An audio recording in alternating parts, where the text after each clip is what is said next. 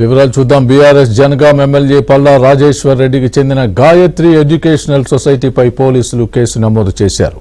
మేడ్చల్ జిల్లా ఘటకేసర్ మండలం వెంకటాపూర్లోని అనురాగ్ విశ్వవిద్యాలయం భవనాలను వెంకటాపూర్ నాదం చెరువులో నిర్మించారని నీటిపారుదల శాఖ AE Paramesh Pocharam IT corridor పోలీసులకు ఫిర్యాదు చేశారు. దీంతో పల్లా రాజేశ్వర్ రెడ్డికి చెందిన గాయత్రి ఎడ్యుకేషనల్ సొసైటీపై పలు సెక్షన్ల కింద కేసు నమోదు చేసి దర్యాప్తు చేస్తున్నట్లు పోలీసులు తెలిపారు.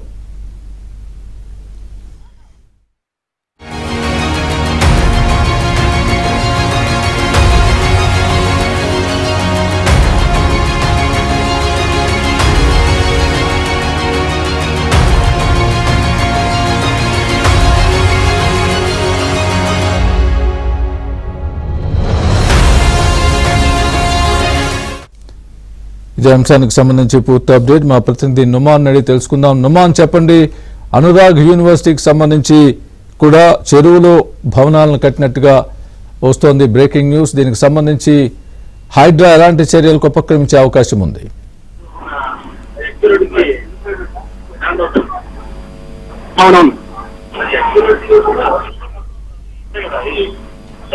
నుమాన్ అవునవును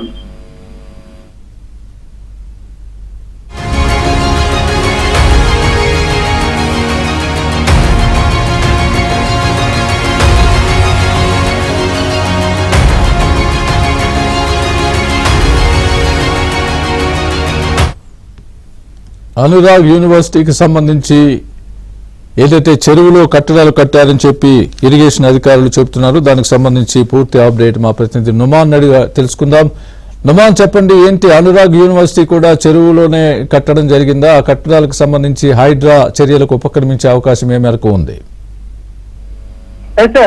జనగామ బీఆర్ఎస్ ఎమ్మెల్యే పల్లా రాజేశ్వర్ రెడ్డికి చెందినటువంటి గాయత్రి ఎడ్యుకేషనల్ సొసైటీ మీద పోలీసులు కేసు నమోదు చేశారు. మేడ్చల్ జిల్లా ఘటకేసర్ మండలం వెంకటాపూర్ లోని అనురాగ్ విశ్వవిద్యాలయ భవనాలను వెంకటాపూర్ నాదం చెరువులో నిర్మించారని నీటిపారుదల శాఖ ఏఈ ఏదైతే పోచారం ఐటీ క్యారిడార్ లో ఉన్నటువంటి పోలీసులకు ఫిర్యాదు చేశారు. దీంతో పలు సెక్షన్ల కింద సొసైటీపై కేసులు నమోదు చేసి ప్రస్తుతం పోలీసులు అయితే దర్యాప్తు చేసినటువంటి పరిస్థితి. గత కొంతకాలంగా కూడా ఏదైతే అనురాగ్ యూనివర్సిటీకి సంబంధించినటువంటి ఏదైతే భవనాల మీద పెద్ద ఎత్తున ఫిర్యాదులు వెల్లువెత్తుతున్నాయి. ఇప్పటికే ఇటు హైడ్రా నగర వ్యాప్తంగా నగరంతో పాటు ఓఆర్ఆర్ పరిధి వరకు కూడా పెద్ద ఎత్తున అక్రమ కట్టడాల కూల్చివేతలు చేస్తున్నటువంటి నేపథ్యంలో ఏదైతే బీఆర్ఎస్ ఎమ్మెల్యే పల్లా రాజేశ్వర్ రెడ్డికి సంబంధించినటువంటి ఈ భూముల వ్యవహారము, దాంతో పాటు ఏదైతే అక్రమ నిర్మాణాలు ఉన్నాయో వీటి మీద అయితే ప్రస్తుతం కేసు నమోదైనటువంటి పరిస్థితి. సో ఇరిగేషన్ అధికారులు గతంలో పలుమార్లు నోటీసులు కూడా ఇచ్చారని కూడా తెలుస్తుంది. సో నోటీసులు ఇచ్చినా కూడా పల్లా రాజేశ్వర్ రెడ్డి స్పందించినటువంటి పరిస్థితి. సో ఈ నేపథ్యంలో పూర్తిగా ఏదైతే కాంపౌండ్ వాళ్ళతో పాటు లోపల ఎఫ్టీఎల్ బఫర్ జోన్ల వరకు ఏదైతే అక్రమంగా నిర్మాణాలు వెళ్తాయని కూడా తెలుస్తుంది. సో ఈ నేపథ్యంలో